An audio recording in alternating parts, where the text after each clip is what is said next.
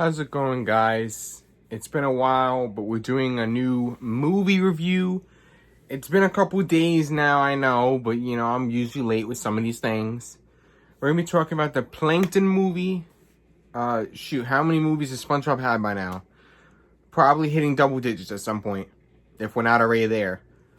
This movie focused obviously on Plankton and then Karen.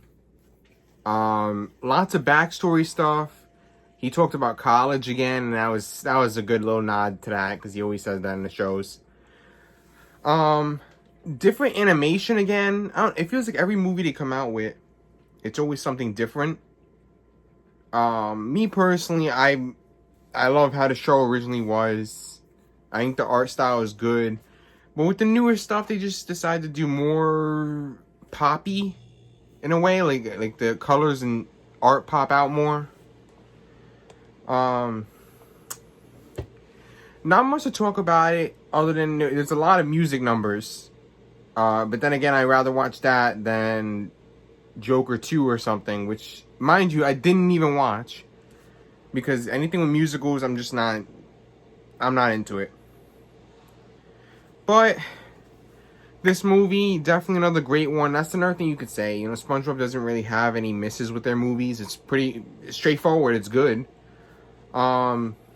Lots of characters. The Gal Pals are referenced a lot here. You get a look at the Chum Bucket's basement, which I'm not even sure if that was ever referenced before. But really cool to see that. He had a bunch of different inventions down there. You had one that popped out to me because it was from one of the newer seasons. It's like a robot that Plankton made out of like cash. Well, okay, it was a metal robot, but it was made to look like a stack of cash. I think it was Cashy that he called it or something like that, or Mr. Krabs called it, and it was a whole episode with them two, and it was crazy. But good callback to that. The Chum Bucket helmets get a callback as well. That's a nice one. Lots of characters in this. The newest characters too, the ones that Spot, Plankton's little pet. You have that dude, I don't remember what his name is, the dude with the camera that's like, oh boy, like he's all like all over the place, extra joy and shit. You guys probably don't know how I'm talking about. It's the dude that if you saw SpongeBob's episode where it was his birthday and they were all in this fish tank and they were rolling around in the real life world, he was a driver. That's the dude I'm talking about. I forgot what his name. I think they did give him a name. I don't know. I don't know if off the top of my head, but if you guys know who I'm talking about, kudos to you. Movie in general, it wasn't bad. It just depicted how Plankton and Karen's relationship kind of went down the shitter. So the whole time you had these little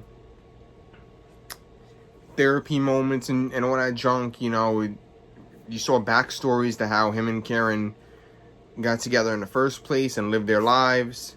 That was good to see. I don't think they ever really touched upon it in the actual show, but it's good to see it here. Glad to have a little backstory to that. Trying to think if there's anything else I could touch upon. It still had the same cheerful ways of SpongeBob, lots of jokiness and goofballness, if that's even a thing, going around in the film. So other than that, it's a great movie for your kids. I don't even think it went to theaters. I think it's just in Netflix and stuff, but it could have been in theaters. They could have done a theater for it. I don't know why. But really good movie. I give it a 10 out of 10 just because it's SpongeBob. It's different. It's different, it's a movie based off one of the side, well, not really a side character, but you get what I'm talking about. Yeah, but they branched out a bunch, man. So many movies, so many shows. You had the Patrick Star show. You had Camp Coral. I'm not sure if either of those are still running, but I welcome it. There's a SpongeBob multiverse going on at this point. So much SpongeBob. But yeah, the whole movie, Karen gets pissed at Plankton because he never listens and stuff, and you know, the whole point is that they grew apart. She becomes an evil genius.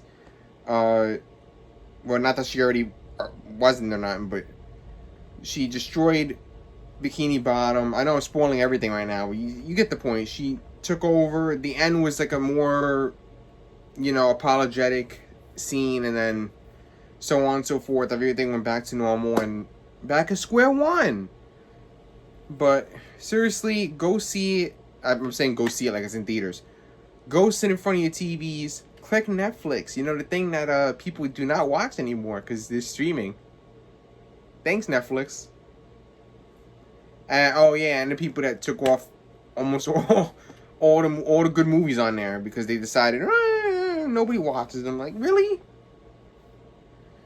But if you're not accustomed to streaming and you're still watching Netflix, you could go watch this film, and you bet your ass you're gonna watch it, because if you don't, I will come find you personally.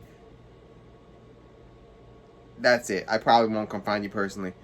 But hopefully you guys enjoyed this movie review, and I'll see you guys in my next one.